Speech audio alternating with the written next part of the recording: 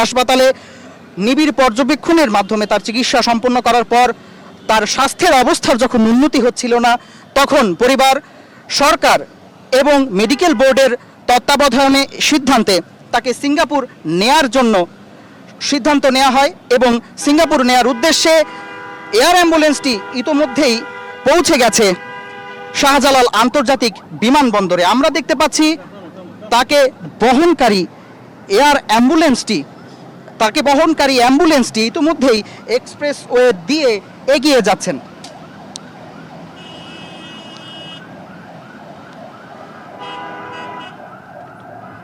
ইনকিলাব মঞ্চের আহ্বায়ক শরীফ ওসমান হাদিকে সিঙ্গাপুরে নিতে ঢাকায় পৌঁছেছে এয়ার অ্যাম্বুলেন্স হিসেবে ব্যবহৃত গালফস্ট্রিম G100 সিরিজের জেটটি ইতোমধ্যেই বেলা 11:20 ঢাকার শাহজালাল আন্তর্জাতিক বিমানবন্দরে অবস্থান করে।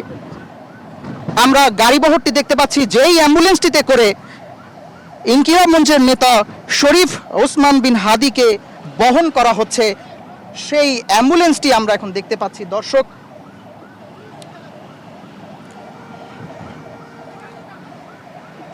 তো চিকিৎসার জন্য সিঙ্গাপুরের উদ্দেশ্যে যাত্রা করেছেন ইনকিলাব মঞ্চের নেতা ওসমান বিন হাদি। সিঙ্গাপুর জেনারেল হাসপাতালে তার চিকিৎসার জন্য সকল ব্যবস্থা নেওয়া হয়েছে। রোববার এভারকেয়ার হাসপাতালের বিশেষজ্ঞ চিকিৎসক দলের পরামর্শে ও তার পরিবারের সদস্যদের সঙ্গে আলোচনার পর প্রধান উপদেষ্টা তার প্রেস উইংয়ের পক্ষ থেকে গণমাধ্যমকে নিশ্চিত করেন যে উন্নত চিকিৎসার জন্য শরীফ ওসমান হাদিকে নিয়ে যাওয়া হবে সিঙ্গাপুর, এবং আমরা দেখতে পাচ্ছি তাকে বহনকারী সেই অ্যাম্বুলেন্সটি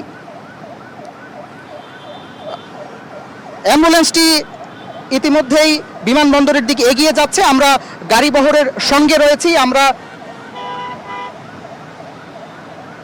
ইনকিলাব মঞ্চের আহ্বায়ক শরীফ ওসমান হাদিকে নিতে সিঙ্গাপুর থেকে আসা এয়ার অ্যাম্বুলেন্সটি ইতিমধ্যেই শাহজালাল আন্তর্জাতিক বিমানবন্দরে অবতরণ করেছে এবং আমরা সেই গাড়িবহরেই রয়েছি। দর্শক, আপনারা সরাসরি দেখতে পাচ্ছেন শরীফ ওসমান হাদিকে নিয়ে গাড়িবহরটি, অর্থাৎ তাকে বহনকারী অ্যাম্বুলেন্সটি সরাসরি যাচ্ছে শাহজালাল আন্তর্জাতিক বিমানবন্দরের দিকে। শাহজালাল আন্তর্জাতিক বিমানবন্দর থেকে তাকে বহনকারী অ্যাম্বুলেন্সটি সিঙ্গাপুরের উদ্দেশ্যে রওনা দেবেন।